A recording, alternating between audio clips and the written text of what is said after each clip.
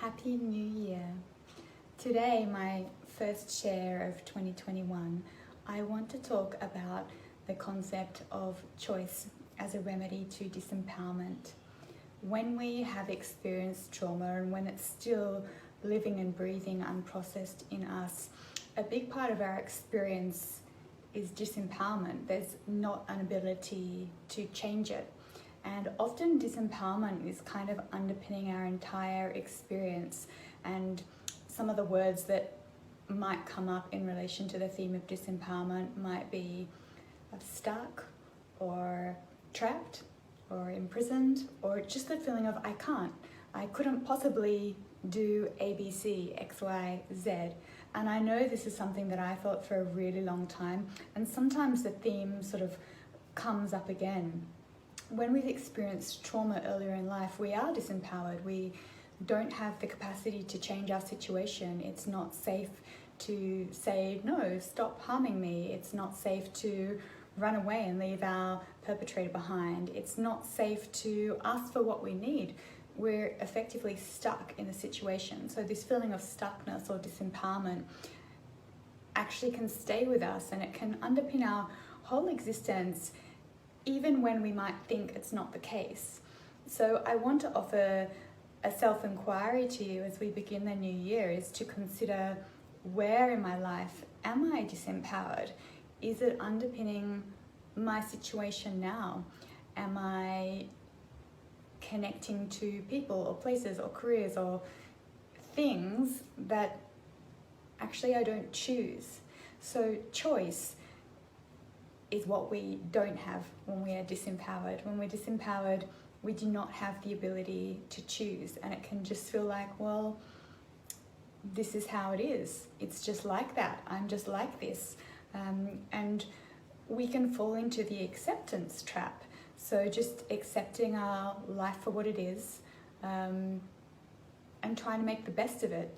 And that was definitely my story when I was unwell. So when I was sick for a really long time, I accepted the diagnosis, I accepted many of the things that it meant for my life, and then I tried to make the best of it. And I strived and strived and strived and fought. So I thought that I was living in a very empowered way, but really I was still disempowered by accepting what was a pretty crappy situation. So I guess that's just one scenario, but the concept of disempowerment and choice can come up in big ways like that, but it can also come up in really little ways. And I always say that in order to create big change, we've got to take small steps first and make lots and lots of little changes.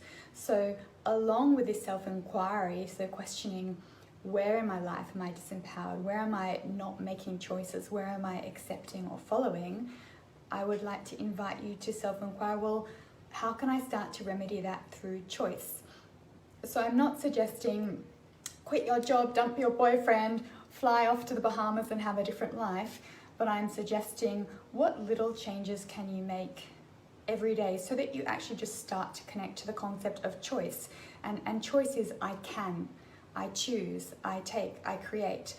It's very, very generative, whereas when we're disempowered and we're trapped, it's very still and stuck. So it may be that little choices are to go to bed a bit earlier, or have a massage, or meditate for 10 minutes, or not listen to someone that's yelling at you again and again, to set a boundary and leave.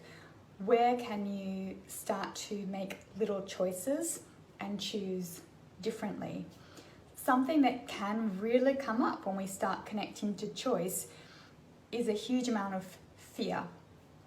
And if we link it back to the trauma, when we have been in that state of trauma, whether it's physical abuse, emotional abuse, neglect, we can't choose, because if we did choose to look after ourselves and choose what we want, which might be to leave, or might be to ask for something, or might be to yell and kick and scream, probably something very bad would have happened to us. So maybe it would have caused the trauma to get worse.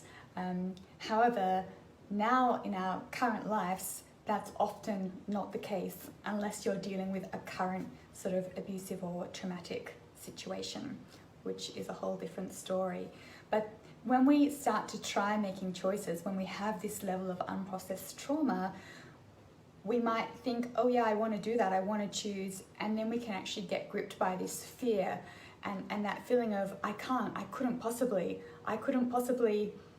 It might be something simple, like go for a massage, or say no to the lunch date, or decide that I'm going to end at 6 o'clock on Fridays to have dinner with my children.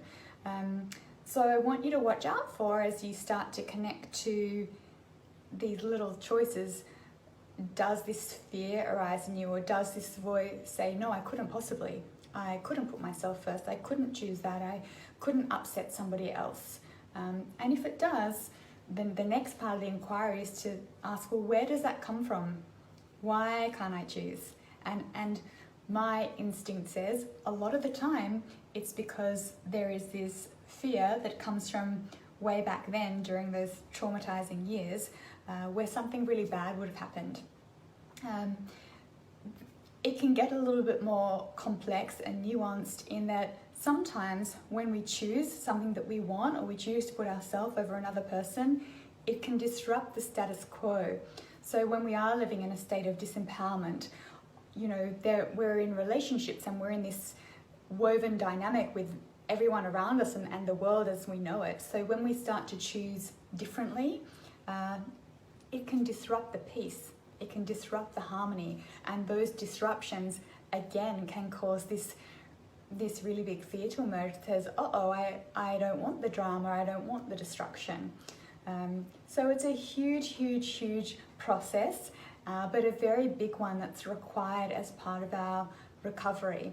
It's something that I've been exploring for years, and I'm still connecting to it in layers and cycles. And I think if we can connect to understanding that disempowerment often sits underneath or underpinning our experience of trauma, and that choice is one of the antidotes, that choice is a remedy to disempowerment, we can start to ask ourselves, well, what can I choose today? So what can you choose today?